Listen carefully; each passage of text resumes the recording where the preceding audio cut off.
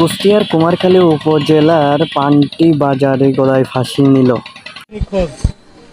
ভাইয়া তো আমরা 3-4 দিন হলো পাচ্ছি না। আমার ফুফা বাড়ি, খালা বাড়ি, মামা বাড়ি সব জায়গায় তার খোঁজ করা হচ্ছে, কোথাও তার মিলাইতে পারতেছি না। এই অবস্থা ভাই। যে ঘরের মধ্যে মরদেহটা পাওয়া গেছে আসলে এটা কি ওনার নিজেরই দোকান ছিল নাকি? হ্যাঁ, এটা তার নিজেরই দোকান, তার ওইগুলো সব তারই, ওয়ার্ড্রোব ওইগুলো সব তারই। আচ্ছা, কখনো কি মাথায় আসেনি যে নিজের দোকানের মধ্যে খোঁজ করছিলেন কিনা?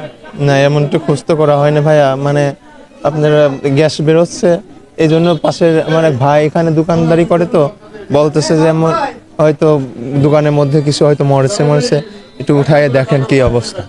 তা আমি আমার দোকানে আসি, তো ওরা যাই হোক উষা করার পরে দেখে এই পরিবেশ।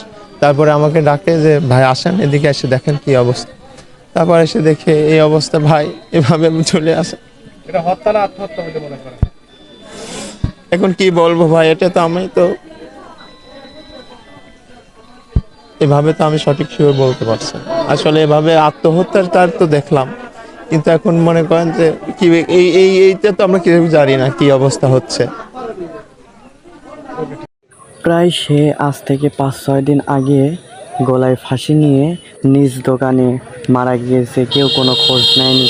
হঠাৎ দুর্গন্ধ ছড়ানোর কারণে সেই লাশটিকে দেখতে পায় এবং উদ্ধার করলেন কুমারখালী থানা পুলিশ এবং ওসি জানায়, আমরা লাশটি উদ্ধার করার পরেও তার এখনো কোনো সূত্র পাওয়া যায়নি, কী কারণে সে আত্মহত্যা করছে, কী কারণে সে নিজে মারা গেছে, এখনো কোনো তদারকি আমরা এখন পর্যন্ত পাই নাই। কুমারখালী ওসি আমাদেরকে জানান যে আমরা লাশটি উদ্ধার করেছি, এখন তাকে আমরা আমাদের যে পোস্টমর্টমের কাজ আছে এবং তার পরিবার থেকে কিছু লোক যাবে, কী কারণে সে মারা গেল বিস্তারিত আমরা জানবো, তারপর কি করা যায় সেটা। আমার ভাইয়া 5-6 দিন আগে বাসা থেকে বাড়ায়, কিন্তু তার কোনো খোঁজ পাওয়া যায় না। আমরা অনেক খোঁজাখুঁজির পরেও ভাইকে পাই না, কিন্তু হঠাৎ আজকে দুর্গন্ধ বাড়ায় পাশ থেকে দোকান খোলার পরেই দেখি আজকে ভাইয়ের এই অবস্থা। তারপর থেকে আমরা আর আমার ভাইয়ের কোনো খোঁজ পাচ্ছি না, আর আজকে ভাই হঠাৎ করে এই কাজটা করে ফেললো।